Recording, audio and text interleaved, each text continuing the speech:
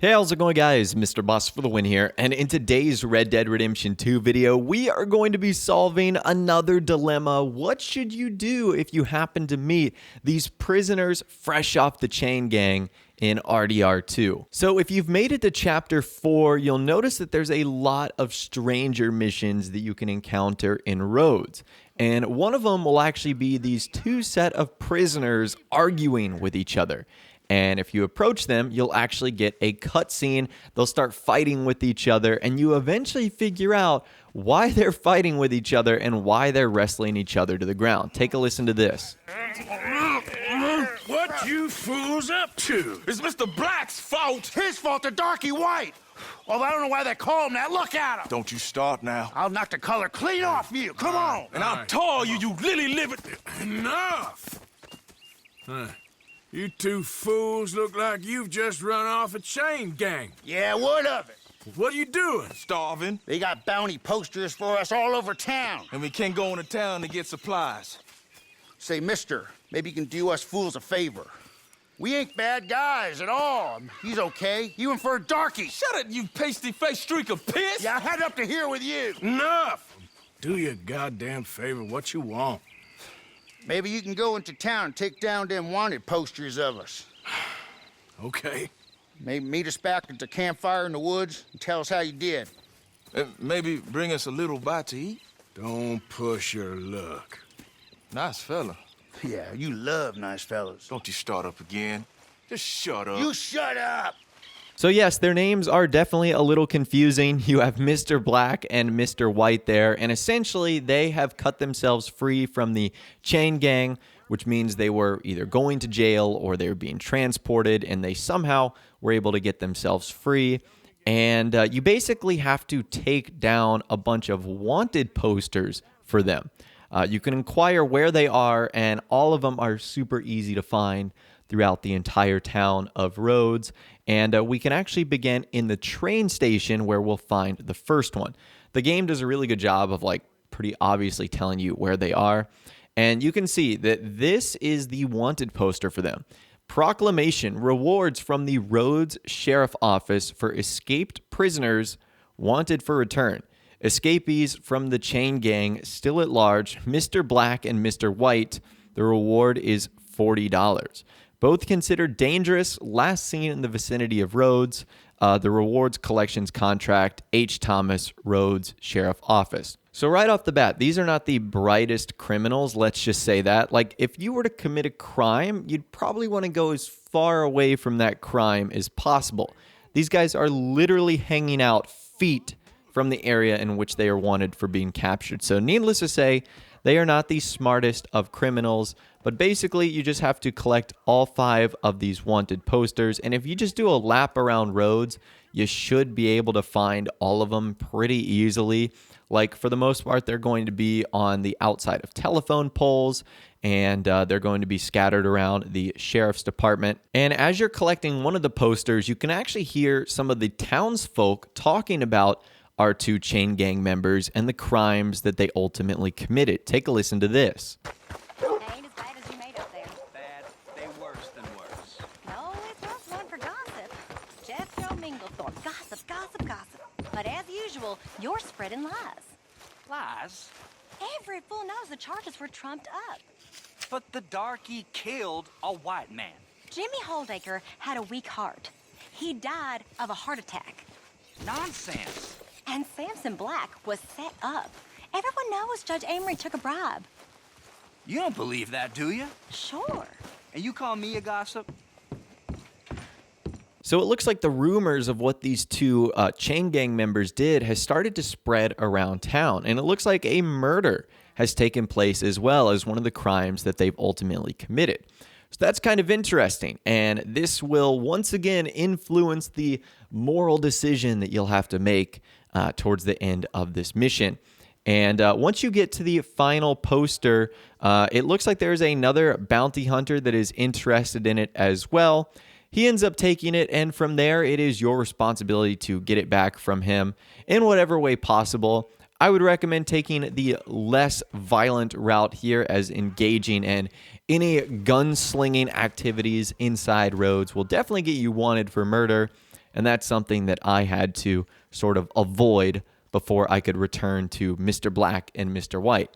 And that's what you need to do next. Once you have all 5 of the posters, you're going to need to return to the chain gang. They are at a campfire a little bit outside of Rhodes. And when you approach the campfire, you'll be met with the 2 gentlemen, and it will trigger a cutscene for you to listen to. Hey, friend. Hello. How was it in town? Pretty hot. That's quite a price on you boys.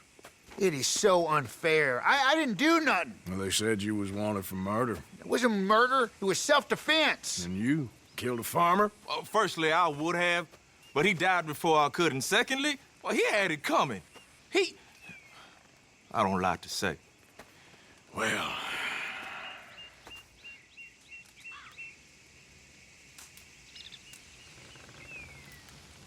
Well, what? Don't just leave it there.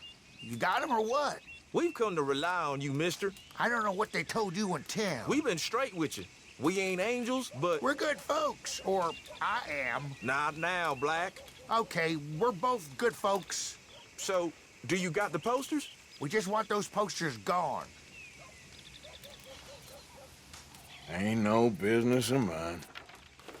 Here's the posters. Thanks, partner. That's that, then. That's that. Free at last. Free from you, at least. Well, not quite. So it turns out from that conversation right there that these guys are murderers, and they try and justify that by saying the guy they murdered was old and was going to die anyways. Still, that's not very good, but that's the first decision that you can make. You can actually toss the wanted posters in the fire, essentially making these 2 guys free men. And they are off to do whatever they want, and they can go about their journey since no one will know that they are wanted. However, that is not the only decision that you can choose to make here. If you agree that these gentlemen do not deserve to be free, well, after that first cutscene, you can choose to capture them, which is what I chose to do the second time. So in order to do this, you're going to have to hogtie each of them, or else they will run away. So you just hogtie the first one at the campfire. The second one will ultimately try to make an escape, and you eventually have to go track him down as well. Now, once you do that, you have to bring them to the sheriff department one at a time. You actually can't drag both of them together, so it is a little bit tedious to make this trip. Basically, you just need to remove one prisoner at a time and bring them to the sheriff office. And it will trigger another little cutscene once you enter the sheriff's office and once you put them in the cell. Got one of those fellers ran off the chain gang. I knew they was round here. Put them in the cell.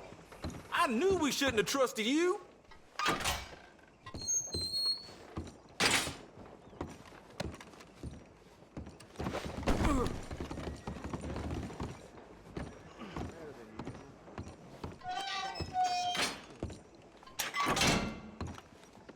The other one will be in shortly.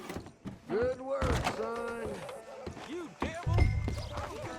So that was the first one right there, and then you need to go get the second one, which should still be by the campfire. He doesn't wiggle or worm away or anything like that.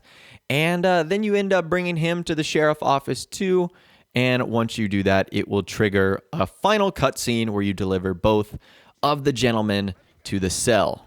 2 makes a pair. Well done, sir. Well done. Put them in the cell for me. Running away weren't my idea, okay? The other one, Black, he had the plan.